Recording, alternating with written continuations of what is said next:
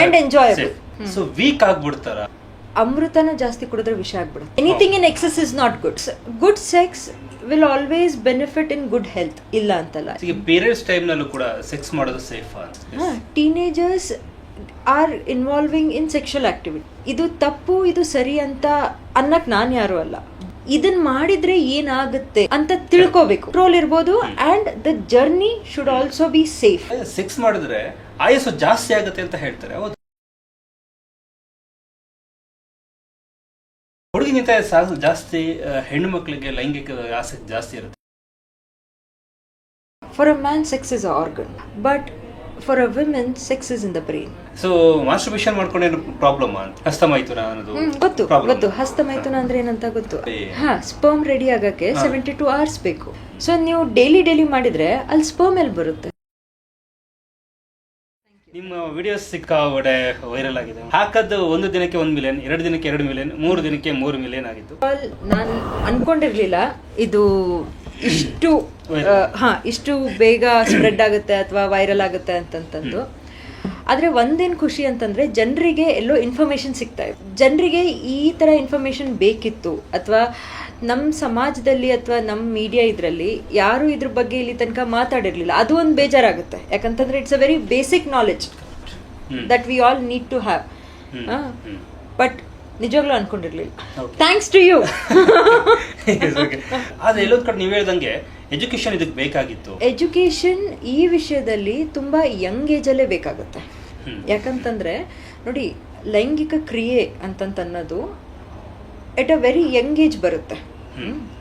ಅದಕ್ಕೆ ನೀವು ಅಡಲ್ಟೇ ಆಗ್ಬೇಕು ಅಂತ ಇಲ್ಲ, 30+ ಆಗ್ಬೇಕಂತಿಲ್ಲ. ಎಸ್ಪೆಷಲಿ ಈಗಿನ ಕಾಲದಲ್ಲಿ very young 13-14 teenagers are involving in sexual activity. ಇದು ತಪ್ಪು ಇದು ಸರಿ ಅಂತ ಅನ್ನಕ್ ನಾನ್ ಯಾರು ಅಲ್ಲ. ಬಟ್ ಇದನ್ ಮಾಡಿದ್ರೆ ಏನಾಗುತ್ತೆ ಅಂತ ತಿಳ್ಕೋಬೇಕು. ಈಗ ನಾವು ಕಾರ್ ಡ್ರೈವಿಂಗ್ ಮಾಡ್ತಾ ಇರ್ತೀವಿ, ಎಕ್ಸಿಲೇಟರ್ ಜೋರಾಗಿ ಒತ್ತಿದ್ರೆ ಸ್ಪೀಡ್ ಆಗಿ ಹೋಗಿ ನಾನು ಎಲ್ಲಾದ್ರೂ ಆಗ್ಬೋದು ಅನ್ನೋ ಒಂದು ತಿಳುವಳಿಕೆ ಇರಬೇಕು. ಸೊ ಅವಾಗ ಗಾಡಿ ಯಾವ ಸ್ಪೀಡ್ ಅಲ್ಲಿ ಹೋದ್ರೆ ಕಂಟ್ರೋಲ್ ಇರ್ಬೋದು and the journey should also be safe and enjoyable. That is important. ಈಗ ನನಗೆ ಒಂದಷ್ಟು ಕ್ವಶನ್ಸ್ ಗಳು ಕೇಳ್ತಿದ್ರು, ಸರ್ ಸೆಕ್ಸ್ ಮಾಡಿದ್ರೆ ಸೊ ವೀಕ್ ಆಗ್ಬಿಡ್ತಾರ? ಅಮೃತನ ಜಾಸ್ತಿ ಕುಡಿದ್ರೆ ವಿಷ ಆಗ್ಬಿಡುತ್ತೆ. ನೀವು ಯಾವುದನ್ನೇ ಮಾಡಿ, ನೀವು ಬೇಕಿತ್ತಂದ್ರೆ ಸ್ಪೋರ್ಟ್ಸ್ ಮಾಡ್ಬೋದು, ಅಥವಾ ಸೆಕ್ಸ್ ಮಾಡ್ಬೋದು, ಅಥವಾ ಎನಿ ಅದರ್ ಆಕ್ಟಿವಿಟಿ, ಊಟನೂ ಆಗ್ಬೋದು, ರೀಡಿಂಗ್ ಆಗ್ಬೋದು, ಎನಿ ಆಕ್ಟಿವಿಟಿ. ಅದು ಒಂದು ಮಿತಿ ಮೇಲೆ ಜಾಸ್ತಿ ಆಯಿತು ಅಂತಂತಂದ್ರೆ it is not good. Anything in excess is not good. ಅತಿವೃಷ್ಟಿನೂ ಇರಬಾರ್ದು, ಅನಾವೃಷ್ಟಿನೂ ಇರಬಾರ್ದು ಅಲ್ವಾ? So yes, good sex will always benefit in good health, ಇಲ್ಲ ಅಂತಲ್ಲ. ಯಾಕಂತಂದ್ರೆ after the sexual act there are few hormones which are released, like oxytocin is released or endorphins are released. They are good hormones, they are happy hormones. Okay. It is good for health, illa antalla. But ನಾನು ಬರೀ ಇದನ್ನೇ ಮಾಡ್ತೀನಿ ಅಂತನ್ನ ತಪ್ಪಾಗುತ್ತೆ. Correct. ಈಗ for example 30 to 45 minutes of brisk walk ಅಥವಾ ಜಾಗ್ is good for health. ಹಾಗಂತಂದ್ಬಿಟ್ಟು ಇಲ್ಲ ನಾನು 4 ಗಂಟೆ ನಡೀತೀನಿ, ನಾನು 4 ಗಂಟೆ ಓಡ್ತೀನಿ ಅಂತಂತಂದ್ರೆ ಆಗಲ್ಲ. ಸೊ ಇದು ಕೂಡ ಹಾಗೆ. ಓಕೆ. ಸೊ ಈಗ ಪೀರಿಯಡ್ಸ್ ಟೈಮ್ ನಲ್ಲೂ ಕೂಡ ಸೆಕ್ಸ್ ಮಾಡೋದು ಸೇಫ್ ಅಂತ? Ideally no. ಯಾಕಂತಂದ್ರೆ the lady will be having cramps, chances of infection is very more. Ideally no. Sex ಮಾಡಿದ್ರೆ ಆಯಸ್ಸು ಜಾಸ್ತಿ ಆಗುತ್ತೆ ಅಂತ ಹೇಳ್ತಾರೆ, ಹೌದಾ ಅಂತ? ನನಗೆ ಆ ಥರ ಏನು ಅನ್ಸಲ್ಲ. ಸೆಕ್ಸ್ ಮಾಡೋದ್ರಿಂದ ಆಯಸ್ಸು ಜಾಸ್ತಿ ಆಗುತ್ತೆ ಅಂತಂತಂದ್ರೆ sex is a physiological need for the body. ಈಗ ನಾವು ಹೇಗೆ how food is necessary for body, ಹಾಗೆ sex is also a endocrinological need and a physiological need to the body. ಆದರೆ ಸೆಕ್ಸ್ ಮಾಡೋದ್ರಿಂದ ತುಂಬ ವರ್ಷ ಬದುಕ್ತಾರೆ ಅಂತನ್ನೋದು ತಪ್ಪು, ಅಥವಾ ನೀನು ಇಷ್ಟು ದಿವಸಕ್ಕೆ ಅಥವಾ ಈ ಏಜ್ಗೆ ಇಷ್ಟು ಸೆಕ್ಸ್ ನೀನು ಮಾಡಲೇಬೇಕು ಅಂತನ್ನೋದು ತಪ್ಪು. ಯಾಕಂತಂದರೆ ಒಬ್ರೊಬ್ರದ್ದು ಕೆಪಾಸಿಟಿ ಒಂದೊಂದು ಥರ ಇರುತ್ತೆ. ಒಂದು ವ್ಯಕ್ತಿ 1 ಗಂಟೆಯಲ್ಲಿ 10 ಕಿಲೋಮೀಟರ್ ಓಡ್ಬೋದು, ಇನ್ನೊಂದು ವ್ಯಕ್ತಿ 1 ಕಿಲೋಮೀಟರ್ ಓಡ್ಲಿಕ್ಕಾಗಲ್ಲ. ಹಾಗಂತಂದ್ಬಿಟ್ಟು he is more healthy, he is unhealthy ಅಂತ ಹೇಳಲಿಕ್ಕೂ ಆಗಲ್ಲ. ಅಥವಾ ಒಬ್ರೊಬ್ರದ್ದು ಕೆಪಾಸಿಟಿ ತುಂಬ ಚೆನ್ನಾಗಿರುತ್ತೆ. ಒಬ್ರೊಬ್ರು ಮೃಷ್ಟಾನ್ಭೋಜನನೇ ಮಾಡಿಬಿಡ್ಬೋದು ಅಂದರೂ ಮತ್ತೆ ಎಕ್ಸ್ಟ್ರಾ ತಿನ್ನೋ ಅಷ್ಟು ಕೆಪಾಸಿಟಿನೂ ಇರುತ್ತೆ. ಅಥವಾ ಒಬ್ರೊಬ್ರಿಗೆ ಸ್ವಲ್ಪ ಊಟದಲ್ಲಿ ಸಮಾಧಾನ ಆಗ್ಬಿಡುತ್ತೆ. ಹಾಂ, ಹಿಂಗೆ ಇದೆ ಅಂತ ಕ್ರೈಟೀರಿಯಾ ಇರಲ್ಲ. ದಟ್ ಎಸ್ ಇಷ್ಟು ಮಾಡಿದ್ರೇನೆ ನಾರ್ಮಲ್ಲು, ಇಷ್ಟು ಇದನ್ನು ಮಾಡಿದ್ರೇನೆ ಅಬ್ನಾರ್ಮಲ್ಲು ಅಂತ. ಸೊ ಈಗ ಹುಡುಗಿಗಿಂತ ಜಾಸ್ತಿ ಹೆಣ್ಣು ಮಕ್ಕಳಿಗೆ ಲೈಂಗಿಕ ಆಸಕ್ತಿ ಜಾಸ್ತಿ ಇರುತ್ತೆ. ಇಬ್ಬರದು ಎಂಡೋಕ್ರೈನ್ ಡಿಫ್ರೆಂಟ್ ಇದೆ ಇದರಲ್ಲಿ. For a female, yes, the duration that she can involve in the act is pretty longer compared to the man. Yes. Okay. ಅಂದ್ರೆ ಹುಡುಗನಿಗಿಂತ ಹುಡುಗಿಗೆ ಸ್ವಲ್ಪ ಜಾಸ್ತಿ ಲೈಂಗಿಕ ಆಸಕ್ತಿ ಅನ್ನೋದಕ್ಕಿಂತ ಡ್ಯೂರೇಷನ್ ಜಾಸ್ತಿ ಇರುತ್ತೆ ಅಂತ, ಸಮಯ ಜಾಸ್ತಿ ತೆಗೆದುಕೊಳ್ತಾರೆ. ಸಮಯ ಜಾಸ್ತಿ ತಗೊಳ್ತಾರೆ ಅಂತ ಅನ್ನೋದಕ್ಕಿಂತ ಅವರಲ್ಲಿ I don't know if I'm right in saying this. For a man, sex is an organ. But for a woman, sex is in the brain. Right.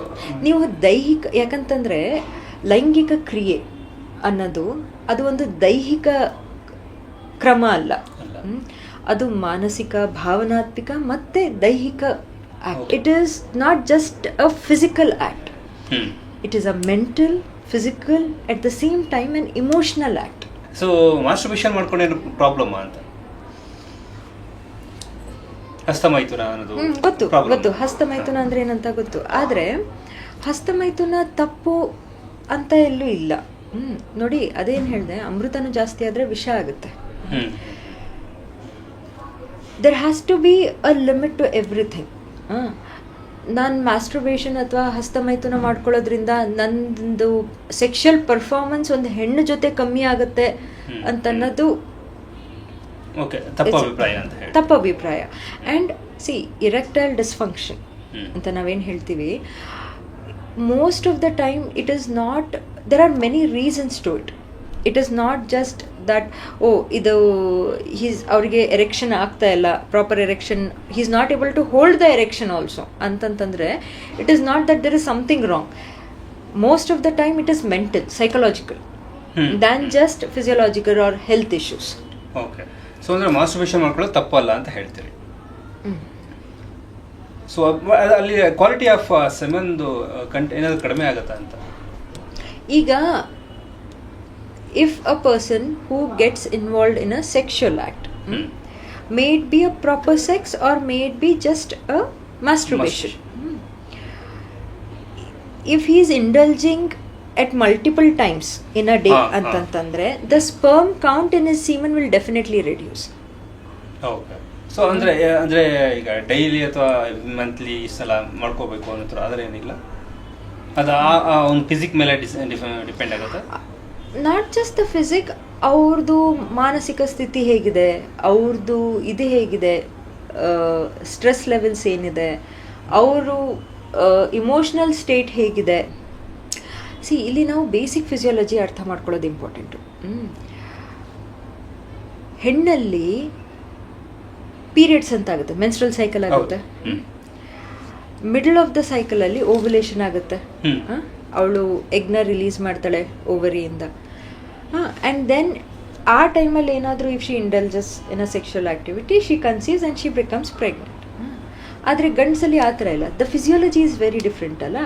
For every a sperm take 72 hours to be prepared or to be manufactured. Okay. ಅಂದರೆ 72 ಗಂಟೆಗಳು ಬೇಕಾದ ಮತ್ತೆ recycle ಆಗಿ ಸೆಮನ್ನಲ್ಲಿ. Sperm ready ಆಗೋಕ್ಕೆ 72 hours ಬೇಕು. So ನೀವು daily ಮಾಡಿದರೆ ಅಲ್ಲಿ ಸ್ಪರ್ಮ್ ಎಲ್ಲಿ ಬರುತ್ತೆ? ಕರೆಕ್ಟ್. ಪ್ರೊಡಕ್ಷನ್ ಟೈಮಿಗೆ ಕೊಡಬೇಕಲ್ಲ ಸ್ವಲ್ಪ ಟೈಮ್. ಕರೆಕ್ಟ್. ಪ್ರೊಡಕ್ಷನ್ ಆಗಬೇಕಲ್ಲ ಅಲ್ಲಿ. ಎಸ್ ಮೇಡಮ್, ಮಾತನ್ನು ಮುಂದುವರಿಸ್ತೀನಿ. ಇದು ಅಶ್ಮಿತಾ ಪದ್ಮ, ಯುನೈಟೆಡ್ ಹಾಸ್ಪಿಟಲ್ನ ಖ್ಯಾತ ವೈದ್ಯರು. ಮತ್ತೆ ಒಂದು ಎಪಿಸೋಡ್ ನಿಮಗೆ ಸಿಗ್ತೀನಿ. Thank you.